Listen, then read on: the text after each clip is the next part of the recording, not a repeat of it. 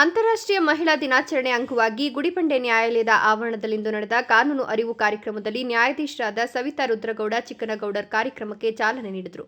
ನಂತರ ಮಾತನಾಡಿದ ಅವರು, ಮಹಿಳಾ ದೌರ್ಜನ್ಯ ವಿರೋಧಿ ಕಾನೂನುಗಳು, ಮಹಿಳೆಯರಿಗೆ ಲಭ್ಯವಿರುವ ಉಚಿತ ಕಾನೂನು ಸಹಾಯ ಸೇವೆಗಳು, ದೂರು ಸಲ್ಲಿಸುವ ವಿಧಾನ, ಕಾನೂನು ವ್ಯವಸ್ಥೆಯ ಬಲ ಮತ್ತು ಮಹಿಳೆಯರ ಹಕ್ಕುಗಳಿಗೆ ಸಂಬಂಧಿಸಿದಂತೆ ತಿಳಿಸಿಕೊಟ್ಟರು.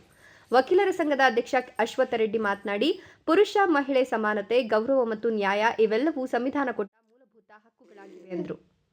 ಮಹಿಳೆಯರ ಮೇಲೆ ದೌರ್ಜನ್ಯ ನಡೆಯೋದು ಮಾನವೀಯತೆಯ ಮೇಲೆ ದೌರ್ಜನ್ಯ ನಡೆದಂತೆ.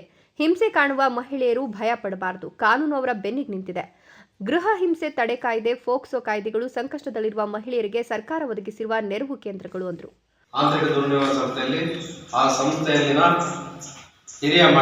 ಹಿರಿಯರು ಅಂದ್ರೆ ಕಿರಿಯ ಹುದ್ದೆ ಆದವನು ಮಹಿಳೆಗೆ ನಾನು ಒಂದು ಉದಾಹರಣೆ ಕೊಡ್ತೀನಿ. ಒಂದು ಕಚೇರಿಯಲ್ಲಿ 20 ಜನ ಕೆಲಸ ಮಾಡ್ತಾ ಇರ್ತಾರೆ. ಅದು ಮತ್ತೆ ನಮ್ಮ ಕಚೇರಿಗೂ ನಾನು ಉದಾಹರಣೆ ತಗೊಳ್ತೀನಿ. 20 ಜನ ಕೆಲಸ ಮಾಡ್ತಾ ಇದ್ರೆ ಅಲ್ಲಿ 4 ಜನ ಮಹಿಳೆಯರು ಇರ್ತಾರೆ, 16 ಜನ ಪುರುಷರು ಇರ್ತಾರೆ.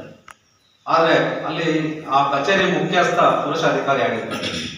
ಆದ್ರೆ ಆ 4 ಜನ ಮಹಿಳೆಯರನ್ನು ಗ್ರೂಪ್ ಡಿ ಮಹಿಳೆಯರಾಗಿರ್ತಾರೆ. ಈ ರೀತಿ ಪರಿಸ್ಥಿತಿ ಇದ್ದಾಗ ಅಲ್ಲಿ ಒಂದು ಏನು ನಾವು ಆಂತರಿಕ ದೂರು ನಿವಾರಣಾ ಸಂಸ್ಥೆ ಅಂತೀವಿ, ಒಂದು ಲೈಂಗಿಕ ಕಿರುಕುಳ ಅಥವಾ ಲೈಂಗಿಕ ದೌರ್ಜನ್ಯಕ್ಕೆ ಸಂಬಂಧಪಟ್ಟಂತೆ ಅಲ್ಲಿನ ಗ್ರೂಪ್ ಡಿ ಮಹಿಳೆಯೇ ಅಧ್ಯಕ್ಷ ಆಗ್ತಾರೆ. ಈ ರೀತಿ ಒಂದು ಅವಕಾಶ ಮಾಡಿಕೊಡಲಾಗಿದೆ. ಹಾಗಾಗಿ ಈ ರೀತಿ ಎಲ್ಲರೂ ಸಮಸ್ಯೆ ಇದ್ದಾಗ ಮಾಡ್ಕೋಬಹುದು. ನಮ್ಮಲ್ಲೂ ನನ್ನ CDP ಆಫೀಸಲ್ಲಿ ನಮ್ಮ ಸೂಪರ್ವೈಸರ್ ಆ ಸಮಿತಿಗೆ ಅಧ್ಯಕ್ಷರಾಗಿರ್ತಾರೆ. ನಾನು ಅಂಗನವಾಡಿ ಕಾರ್ಯಕರ್ತೆ ಮತ್ತು ಸಹಾಯಕ ಒಬ್ಬರನ್ನು ಸಹ ಆ ಸಮಿತಿಗೆ, ಯಾಕಂದ್ರೆ ಅವರು ಗ್ರಾಮ ಮಟ್ಟದಲ್ಲಿ ಬೇರೆ ಬೇರೆ ಸಮಸ್ಯೆಗಳು ಅವರಿಗೆ ಆಗ್ತವಲ್ಲಿ.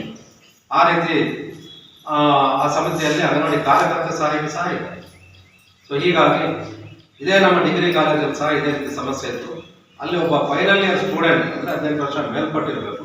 ಈ ಸಮಿತಿಯಲ್ಲಿ ಯಾರಾದ್ರೂ ಒಬ್ಬರು ಇರಬೇಕಾದ್ರೆ ಆಂತರಿಕ ದೂರು ನಿವಾರಣಾ ಸಮಿತಿ ಅಲ್ಲಿ ಒಬ್ಬ ಸ್ಟೂಡೆಂಟ್ ಆಕ್ಚುಲಿ ಆ ಸಮಿತಿಗೆ, ಕಾಲೇಜಿನ ಸಮಿತಿಗೆ ಅಧ್ಯಕ್ಷರಾಗಿದೆ. ಸೊ ಈ ರೀತಿ ಅವಕಾಶ ಇರೋದ್ರಿಂದ ಯಾಕೆ ಹೇಳ್ತಾ ಇದ್ರೆ ಆ ಸಮಿತಿ ಆಂತರಿಕ ದೂರು ಸಮಿತಿ ಏನಿದೆ, ಆಂತರಿಕವಾಗಿ ಆ ಮಹಿಳೆಗೆ ಯಾವುದೇ ರೀತಿಯಾದ ಆಕೆಯ ಒಂದು ಖಾಸಗಿತನಕ್ಕೆ ಮತ್ತು ಆಕೆಯ ಸಾಮಾಜಿಕ ಪರಿಸ್ಥಿತಿಗೆ ತೊಂದರೆ ಆಗದಂತೆ ಆ ದೂರ ನಿವಾರಣೆ ಮಾಡ್ಕೊಳ್ಳೋಕೆ ಒಂದು ಅವಕಾಶ ಮಾಡಿಕೊಟ್ಟಾರೆ. ಇದೂ ಒಂದು ಅನ್ಯಾಯಕ ವ್ಯವಸ್ಥೆ ಇದೆ. ನಾಳೆ ಇದರಲ್ಲಿ ಏನಾದ್ರು ಅನ್ಯಾಯ ಆದರೆ ಆ ಮಹಿಳೆ ಕಾನೂನು ಪ್ರಕಾರ ನ್ಯಾಯಾಲಯಕ್ಕೆ ಹೋಗಿ ಪರಿಹಾರ ತಗೋಬಹುದು.